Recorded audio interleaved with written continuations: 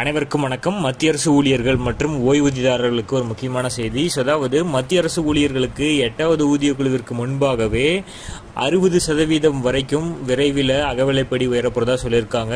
இதனால ஜாக்பாட்டான ஒரு ஊதிய உயர்வு கிடைக்கும்.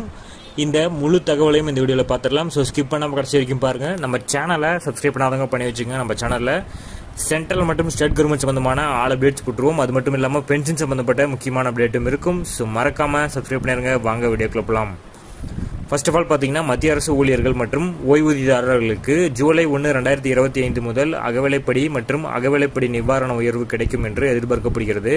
இந்த முறை அரசு ஊழியர்களின் அகவிலைப்படி மற்றும் அகவிலைப்படி நிவாரணம் 3% வரை உயரலாம் என கூறப்படுகிறது. இருப்பினும் நடப்பு மாதத்தில், அதாவது ஜூலை மாதத்தில் அகவிலைப்படி உயர்வு அறிவிக்கப்படாது. எனினும் இது எப்போது அறிவிக்கப்பட்டாலும் ஜூலை 2025 முதல் இதற்கான டிஏ அரியர் தொகை ஊழியர்களுக்கு கிடைக்கும்.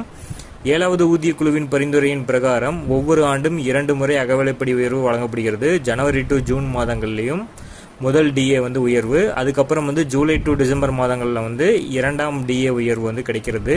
வழக்கமாக மார்ச் முதல் அக்டோபர் அல்லது நவம்பர் மாதங்களில் இந்த அரசாங்கம் இதை அறிவிப்பாங்க.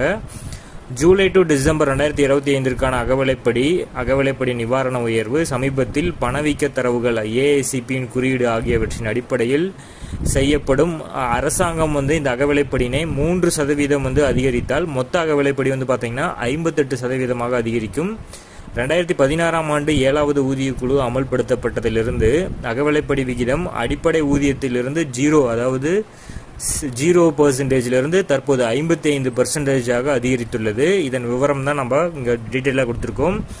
அதில் பார்த்தீங்கன்னா, ஃபர்ஸ்ட் ஜனவரி 2016 இருந்து ஸ்டார்ட் பண்ணி அதுக்கப்புறம் 1 ஜூலை 2016 2%, 1 ஜனவரி 2017 4%, 1 ஜூலை 2017 5%, 1 ஜனவரி 2018 7%, 1 ஜூலை 2018 9%, 1 ஜனவரி 2019 12%, 1 ஜூலை 2019 17%, 1 ஜூலை 2021 பார்த்தீங்கன்னா 31%. ஏன்னா அந்த டைமில் கொரோனா இருந்துச்சு. ஸோ அதெல்லாம் பேஸ் பண்ணி சொல்லியிருக்காங்க.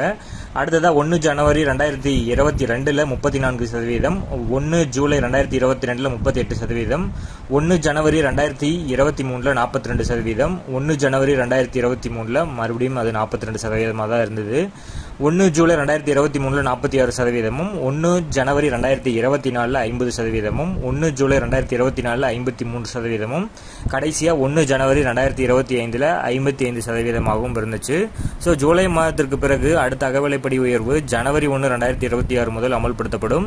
ஸோ ஜூலை மாதத்தில் அகவிலைப்படி 58% எட்டி ஜனவரியில் மேலும் 2% அதிகரிப்பு ஏற்பட்டால் மொத்த அகவிலைப்படி விகிதம் 60% தாண்டும்.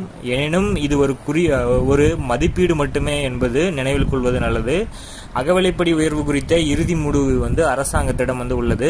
8வது ஊதிய குழு ஜனவரி 1, 2026 முதல் அமல்படுத்தப்படும் என எதிர்பார்க்கப்படுகிறது. இதில் ஓய்வூதியம் மற்றும் சம்பள திருத்தத்தில் குறைந்தது 60% அகவிலைப்படி மற்றும் அகவிலைப்படி நிவாரணத்தை கணக்கில் எடுத்துக்கொள்ளப்படலாம். புதிய சம்பளத்தை கணக்கிட அடிப்படை சம்பளத்தில் 60% அகவிலைப்படி சேர்க்கப்படும் என தெரிகிறது.